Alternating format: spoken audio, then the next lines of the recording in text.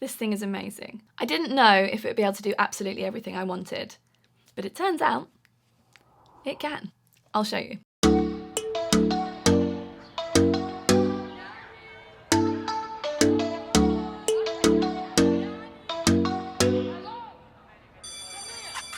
If you're new here, hi, I'm Laura. I'm a producer and solo artist creating music under the name Penfriend. I've released 7 albums so far with various projects, and I make all of my music and videos in this room, which is just a bedroom in a house in North Bristol.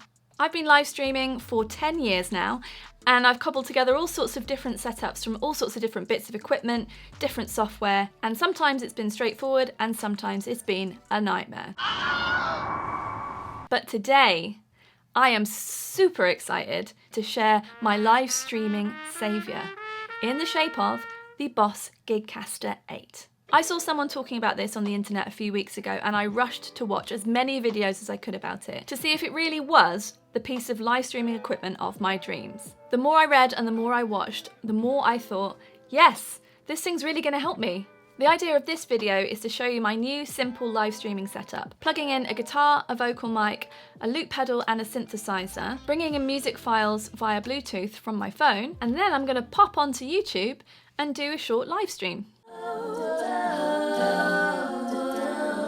Save me, my Apollo.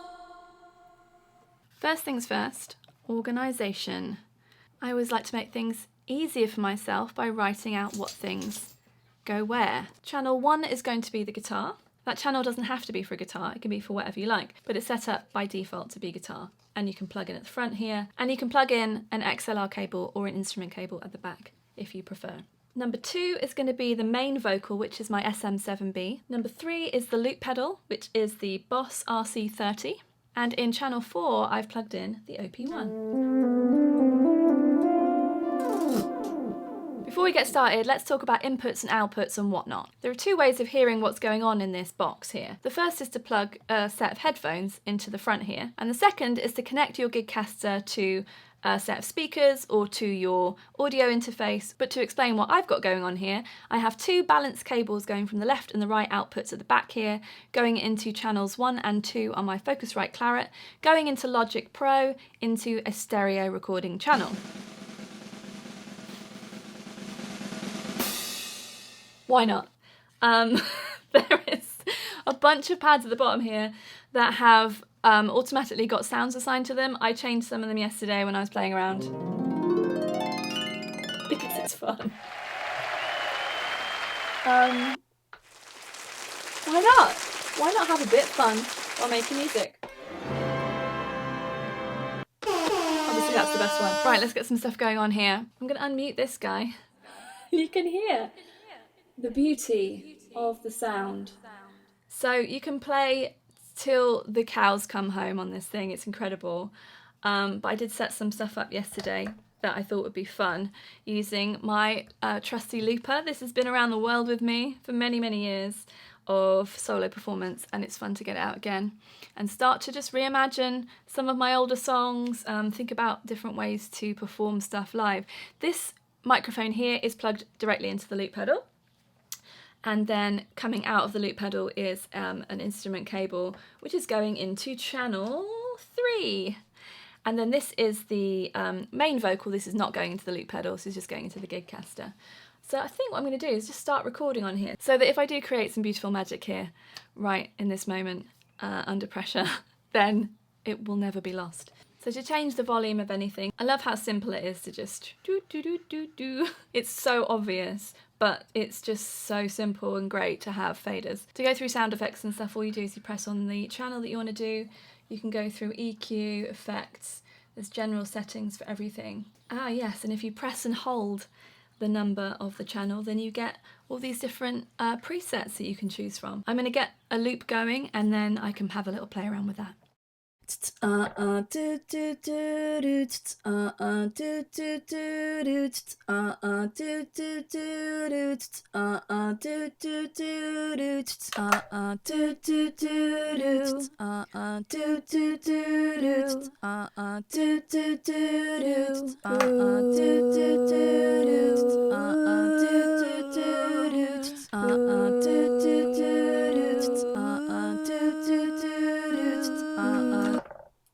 come across something interesting and perhaps not great, which is that the only way to access the vocal presets is to have your vocals plugged into channel 1 or 2.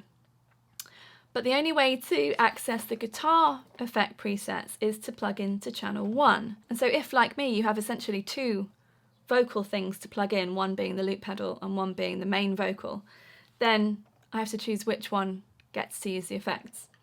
In this situation, I'm happy for this vocal mic to have the benefit of using those effects, because all I would really want to put on the loop station is maybe a little bit of compression or maybe a little bit of reverb. So that's fine, but I didn't know that before just now. So that is a new thing. So press the channel number, channel 3. I can choose from all the different patches here. These are talking patches, which is why they were confusing me.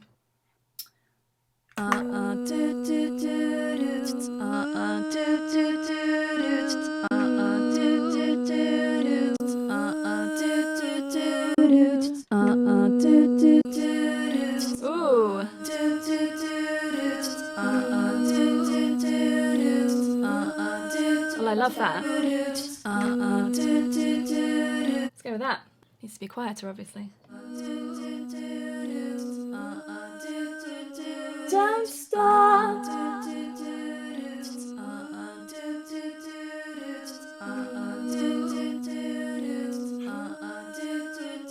Don't stop. Pass by. We didn't know that we'd survive. A simple start.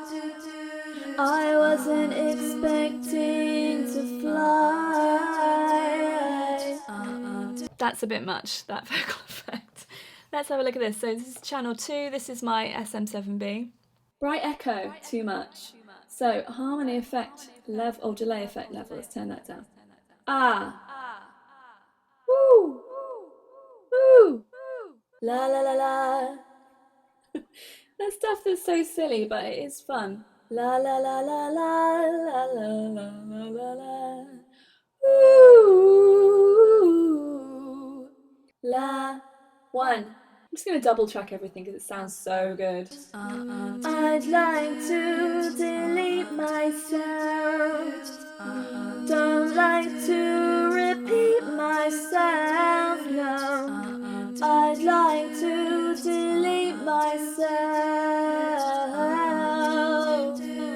There's just loads of stuff and it's really easy to set up. For once, I did spend time reading the manual yesterday and going through all the settings and figuring stuff out, ready to make this video, ready to be able to use it, and I just got so excited and had so much fun with it that I lost track of time and didn't make the video yesterday. But this is me after only probably a couple of hours of figuring out where things are. It's guitar time. This is my Reverend guitar, I love it very much. There is a tuner, an inbuilt tuner, but I don't know if it'll work if it's plugged into the back. Oh no, it will. Oh yes, that's good. How handy. This is the part of the gig where I would tell a charming or hilarious story. But I'm a bit out of practice. Obviously, you could route your guitar through your pedal board and into here, or your guitar through your pedal board into an amp, mic up the amp, have the cable from the microphone going into here.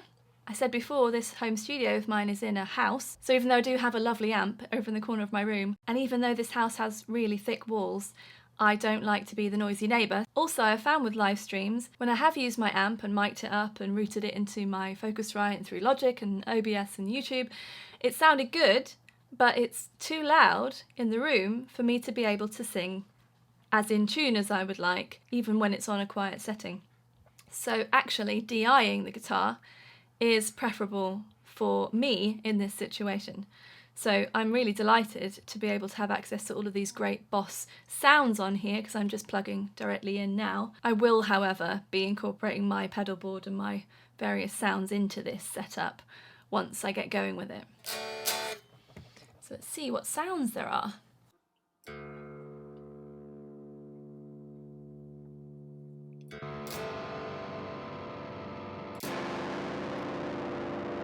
Ooh. the acoustic simulator.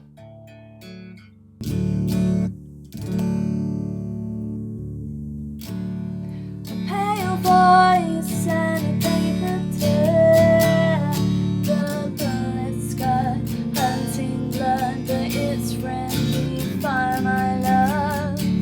We changed tires, but we're losing air, so hold me close as we drive her in for a bumpy ride.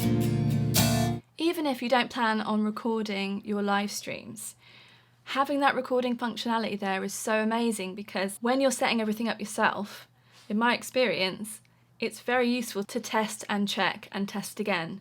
So instead of having to do a test live stream every time, which I've had to do before with previous setups, to check whether the levels are okay, all I have to do is press record and then stop and then listen back to what I've recorded to see what my levels are like. Because when you're playing and singing, it can be quite difficult to know. And I've got these little in-ear headphones in at the moment, which are not the best for monitoring, but I don't like to perform with the big cans on.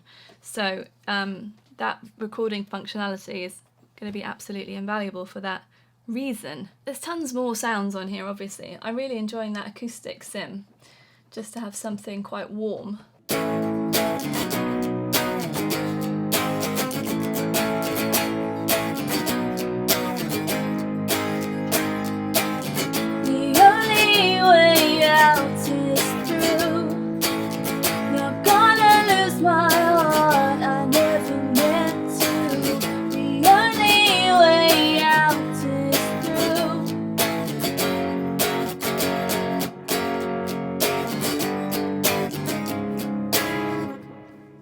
Cool. Well, that was easy to set up. What else do I want to do? I have a synthesizer plugged in. I don't have a song that I would play in this mini live stream that includes a synthesizer, but I just wanted to show how easy that was as well. Plug in at the back, you know, pick whatever sound you like. I'm singing along, this isn't a song, or is it? This just opens up so many possibilities for me personally to incorporate all of the different things that I have on my records just sitting at my desk in my home studio. And that's what I'm finding so exciting and liberating about it, because before it was just such a hassle to plug in extra stuff and to make it sound good. So for me, this really is just the start of reimagining how I do my live solo performances. And you can see, you can keep it super basic, or you can really delve into all of the different sounds and settings. And there's ways of programming these pads here to do different things. You can do all sorts of stuff. Or you can keep it super simple and have a guitar, a vocal with an effect on, maybe another microphone that's a bit drier so you don't have mega reverb when you're talking to people between songs. Another thing I really like is that you can connect your phone by Bluetooth, or you can plug it in, but I don't have a cable to hand for that. So I've put a couple of my instrumentals into Dropbox so that I can just connect it up. So like I said, I could easily just plug the phone in at the front here and use this as the channel for the phone. Presumably also for an iPod, an iPad, or anything with a 3.5mm jack coming out of it. So like all Bluetooth things are supposed to be, this is actually really easy. I haven't had any trouble with it so far. So I'm going to go to Bluetooth, turn Bluetooth on my phone, tap pair, and it's connected. So now I found my file in Dropbox and I'm just going to press play. There it is, it's very loud.